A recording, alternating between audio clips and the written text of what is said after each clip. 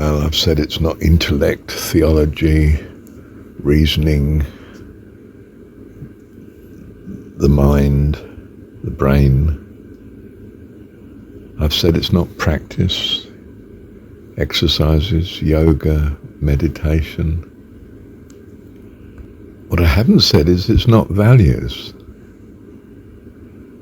They're a consequence of something. I can't just hand you and declare to you values and you take them on. There has to be a desire of the heart, a built-in inclination to accept, to change, to shift to different values if you are to change. How does that come about? By being here, of course, in the world of good and evil, change, uncertainty. Consciousness of such. Experience. You see, learning wasn't everything. Apprenticeship was everything. Being with Mum gave me Mum's values. Now, you might say, well, that's hazardous. She was secular. Didn't really believe in God. Well, no, was disillusioned with religion and the world. But she had her God. And quite courageous too. Incredibly willful. Took hold of life. You know, I mean, came from very unprivileged sector of society, and willed her way through it and out of it.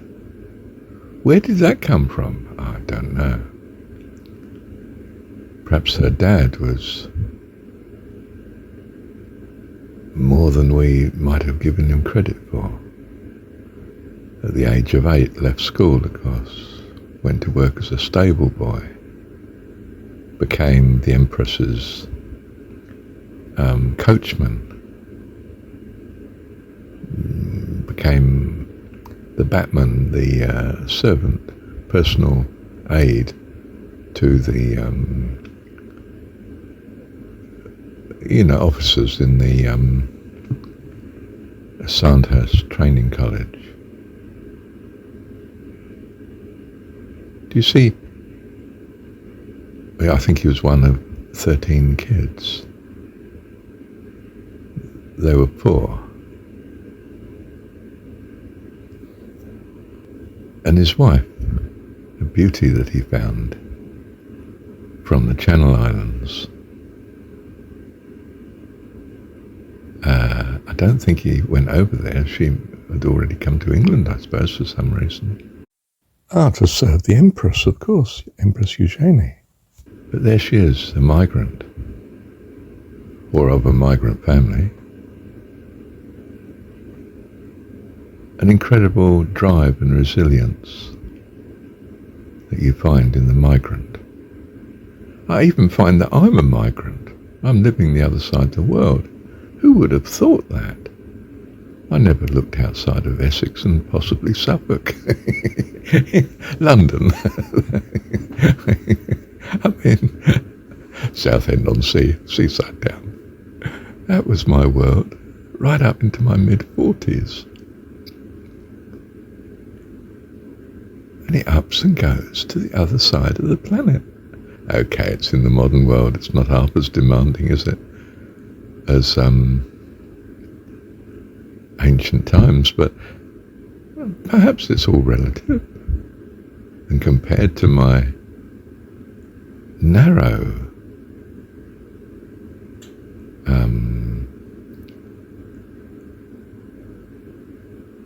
area in which I lived most of all of my life to that point, it's a staggering change.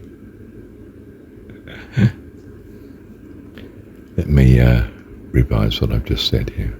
Yes, I've said it, haven't I? It's the experience of being in this world will adjust your values. When you experience the futility, if you like, of war and the awfulness of it, well, you're different to when you went into the war.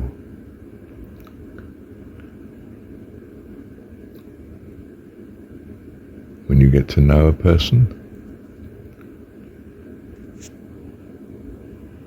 you come to understand how they feel and how they live. Their view, not just yours.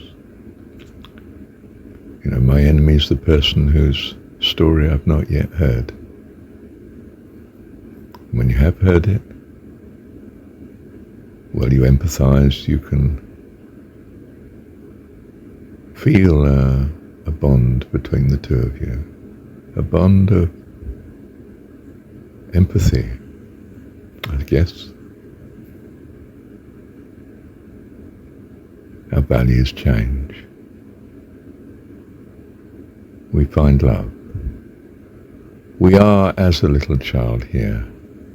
We are in ignorance, bewildered much of the time, and living, experiencing good and evil.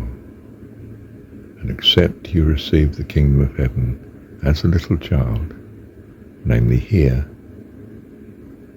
you cannot enter therein. It's here that it's gained.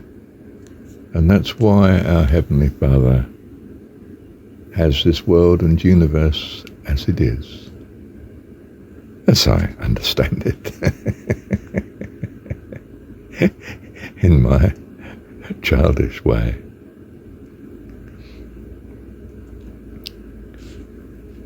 Choose good company. Choose you this day whom you will serve. And I'm sure you will. Bless you. Thank you, Heavenly Dad.